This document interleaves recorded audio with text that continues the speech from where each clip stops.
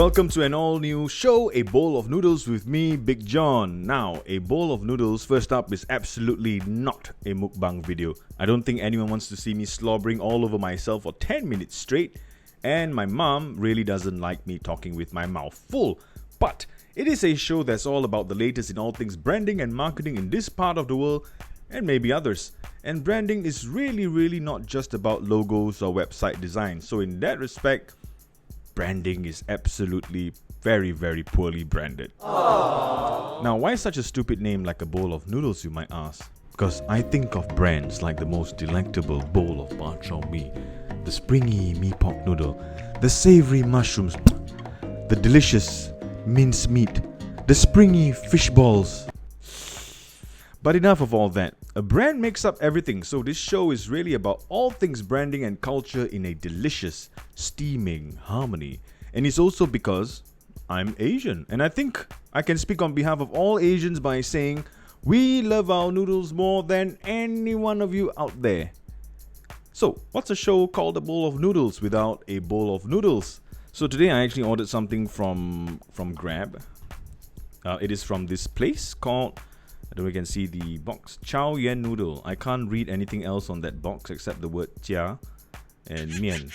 And I think my Chinese teacher from secondary school have absolutely hated me for that, right? Struggled with me, and yet I couldn't read it till now. But anyway, yep, this what attracted me to this was the part of the handmade fish balls, because it's something special, right? In terms of a brand, it's something that is definitely a unique value proposition in that sense. But let's give the bowl of noodles a shot. Oh, pretty nicely shaped wontons as well. So let's give it a shot.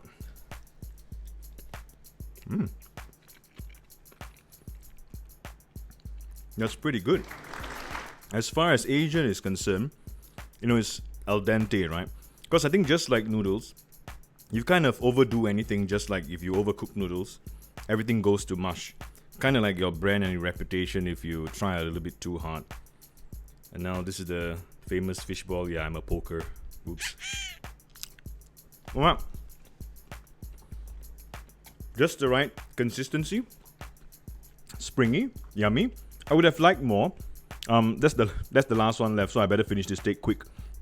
But it came with 2 fish balls. I would have liked more, but also I can't contradict myself by saying I want more when actually it's actually the perfect harmony of everything working together. Not just one ingredient should overpower another.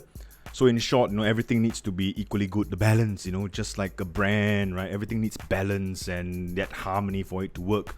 So if one ingredient fails, everything just comes down. So, that's some food for thought, right? Literally, isn't it? So first up, what's with all the restaurants taking the fight to the online space?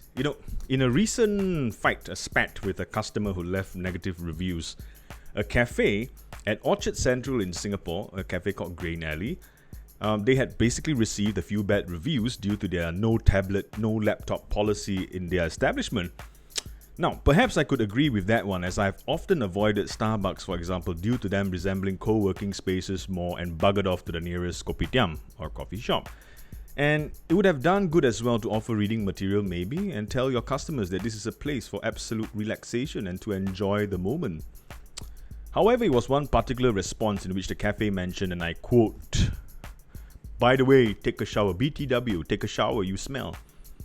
Not too sure what the relevance of that is, but they said it. Now that attracted a lot of attention. Now I totally believe in companies. It's important for companies to stand up for your staff and your product. Defend it. But who can really judge who is right or wrong in such a space like Google reviews? I'm sure some of you out there might believe in the old saying, bad publicity is still good publicity, or bad publicity is still publicity. But in today's context, where things can quickly go viral for the absolutely wrong reasons faster than the noodle shop tosses its noodles, it is important as well for those controlling your social media and the owner itself to take a step back. Think about it. Because this gives perfect ammunition for your rivals to jump on and take advantage of the situation, and leaving you in the process worse reviews just to get back at you and just to see you explode. So careful responses are absolutely required. A voucher perhaps to get them to return with the assurance that things will be better. Reach out to clarify the situation, as I don't believe in just accepting that someone just wrote it was a bad experience without explaining further. But as a response, and seek to at least look like you're trying to build bridges instead of destroying them. To be honest, the consumer today is a lot more informed, and no one will actually believe a perfect 5-star rating. No one will actually believe that, and no one is perfect. If I see a 5-star rating, I tend to avoid that place completely as well, because I know that something is being done behind the scenes to get those 5-star ratings, like free food or something. And also in the court of public opinion, people tend to side with the underdog, and most of the time, it's not the business. So think about that a little bit. On to the topic of viral TikToks with staff happily posting about what they do at work. Good or bad? Well, good or bad, it seems to be the norm now, and unfortunately, this thing here will be here to stay. Have good practices and the world will wow. I want to go eat there. I want to work there. And you get the free publicity from your very passionate employees, and that's really important as well. However, do otherwise and find yourself in a bowl of very hot soup. So, what do? Are we businesses right now at the mercy of our employees? Do they determine how some of the multi-million-dollar businesses out there, empires out there, should run because of what they post on TikTok? Not quite, but this will force you to raise your game to engage further than ever before with your employees to ensure that they have what they need to do their jobs well, and also to encourage them to post, but also be quick with addressing concerns, especially if it's something no delete button can save you from. Let's talk about marketing for a bit. You guys are all familiar with those automated marketing messages sent on LinkedIn. Some of you out there, right? Depending on what fantastic title you give yourself on LinkedIn, you have or have not received messages on a near daily basis selling you services. So to the people out there sending these messages out, stop doing it. Number one, it shows that it was such a generic message going out to maybe thousands of others. Don't forget, you're not the only one doing it. So the irritation level goes up like having to eat a cold bowl of noodles, right? Number two, these automated messages always get the names wrong. It works, because the system works on picking out your first names, according to what you put them on your LinkedIn profile. I've received very saucy greetings because, I call myself Big John. So I do get sometimes some messages, some of these marketing messages that reach out to me by addressing me as, "Hey, Big." And I was like, hey. Mademoiselle, have we met before? And very quickly deleted the bloody message, knowing that it wasn't something soliciting for that anyway. Not before taking a screenshot, of course. And because you don't check up who you are reaching out to, a marketing firm could have reached out to another marketing firm unknowingly. I hope only to tell them they have something fantastic in place to take their marketing to the next level. So stop it. Stop it.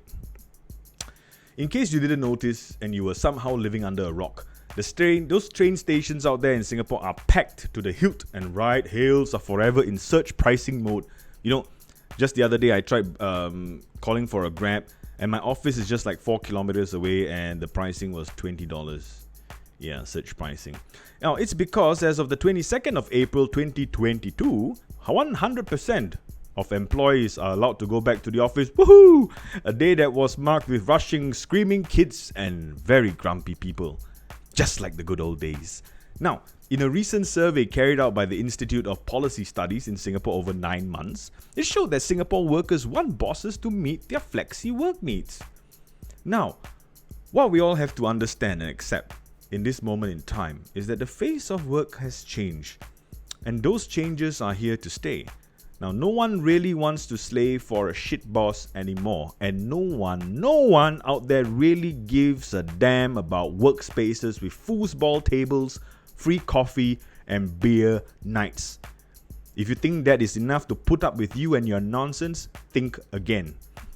Now, our team is still remote working, and this arrangement has in fact improved the quality of work and helped with mental health with the staff. Because if you're the sort of boss who enjoys tracking your employees' toilet breaks, believe me, it happens, the problem is really you.